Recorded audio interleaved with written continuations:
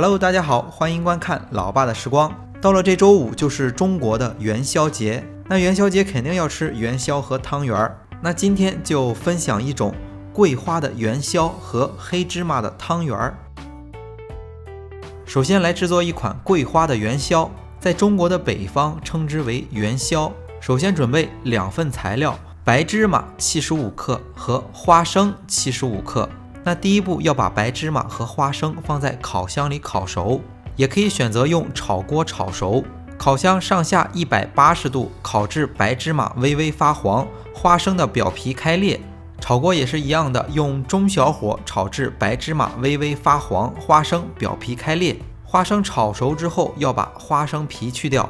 那接下来开始制作，家里有破壁机或者是搅拌机的伙伴，把白芝麻打成芝麻粉，不需要打得特别细腻，稍微粗糙一点就好。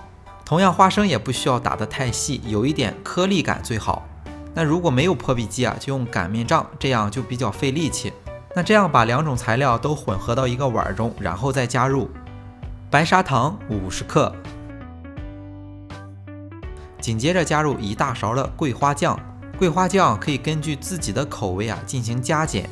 这个配料又是花生又是芝麻又是桂花酱，吃上去特别的香。那用个勺子把材料简单搅拌一下。接下来起锅，用小火热锅，准备一点麦芽糖。锅中先加入一点点的水，大概20克，紧接着加入50克的麦芽糖，把麦芽糖在锅中融化，直至熬至起沙冒泡。最后熬制到这个麦芽糖水有一点轻微的拉丝就关火。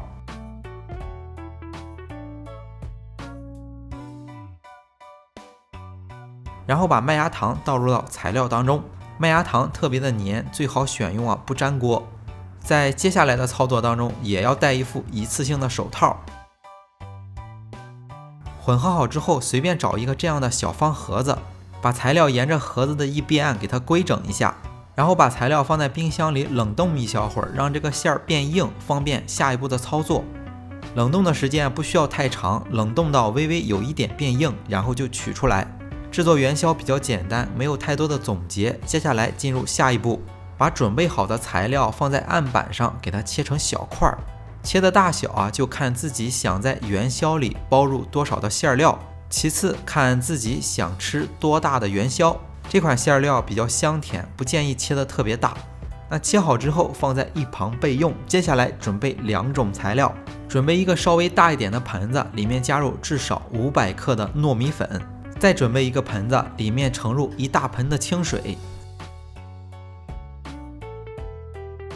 接下来的制作，取来一个稍微大一点的罩里或者是漏勺，根据罩里的大小放入相应的馅料，然后在清水中过一下，迅速的拿出，立马扔到糯米粉当中，然后不断的晃动这个盆子，让里面的元宵滚上糯米粉。滚到已经挂不上糯米粉了，把它取出来放在罩里，然后再过一下清水，再放进去挂糯米粉。想吃皮儿薄一点的就滚3到4次，想吃皮儿厚一点的就滚6到7次。如果把握不准，就先滚一个试一试。个人感觉滚5次以上，它的皮儿就已经很厚了。如果不想自己准备馅料，可以去超市买一些现成的豆沙馅儿，可以直接分成馅料，直接的制作，制作起来特别的快。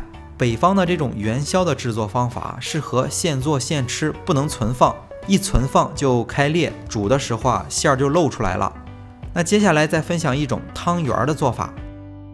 汤圆是用包的手法制作的，汤圆就做一款黑芝麻馅的，毕竟馅料之间是可以互换的。首先准备150克的熟的黑芝麻，和刚才处理白芝麻是一样的，这里就不做过多的讲解了。然后同样把黑芝麻打成黑芝麻粉，前面的步骤都是一样的。处理好黑芝麻，把它放在一个碗中，然后开始加入材料。首先加入50克的蜂蜜。做汤圆的馅料肯定少不了固体的油脂，一般会选择用到这种猪油。如果不喜欢用猪油的，可以选择用动物性的黄油，但是黄油比较香，做出来的味道会比较腻一些。然后加入1大勺，大概75克左右就差不多。接下来加入糖，砂糖不好融化，可以选择用75克的绵白糖或者是糖粉。那到这里材料就加入完了，接下来只需要把材料给它混合均匀。同样是放在冰箱的冷冻层，让它凝固，不需要太长时间，稍微有一点凝固就好。凝固好之后，戴一副一次性的手套，把馅料给它分好。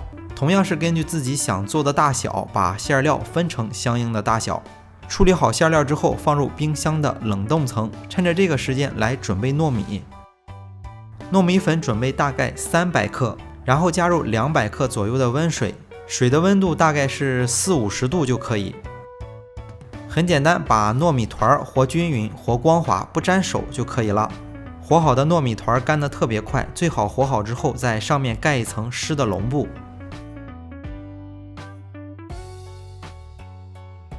待黑芝麻馅料冻得已经发硬了之后，把它取出来。为了方便操作，再准备一小盘的糯米粉，然后揪下来一小块糯米团，大概比馅料稍微大一点，在手上摊平之后包入黑芝麻馅儿。包好之后沾一层糯米粉，用手团一下，这样汤圆就做好了。别管是制作汤圆或者是元宵，馅料都是通用的，就是在制作手法上有所不同。如果不想这么麻烦，可以在超市买现成的馅料，制作起来特别的快。那这2种美食没有太多总结的点，那煮元宵倒是有几点总结。很多朋友都会想，烧一锅水，水开之后把元宵下入进去，等着漂浮上来，不就熟了吗？相对于购买来的元宵是比较简单的。那相对于我们自己做的元宵或者是汤圆，有这几点总结。首先，第一点，元宵现包现吃，不能存放，时间稍微放得一长就开裂。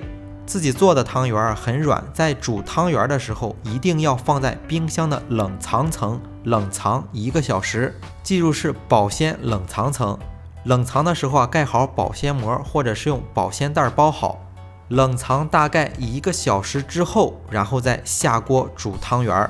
自己做的汤圆如果直接煮就容易煮成一锅粥。还有一点就是我们准备的这些馅料都是熟的，汤圆或者是元宵在水中漂浮起来，就证明差不多快熟了。飘起来之后再煮个1-2分钟就可以出锅了。好啦，今天的元宵和汤圆分享完了。大家如果喜欢老爸做的美食，一定要帮忙关注点个赞，谢谢大家。为了方便大家去记视频中所需要的材料和时间点也备注在视频下方的备注栏。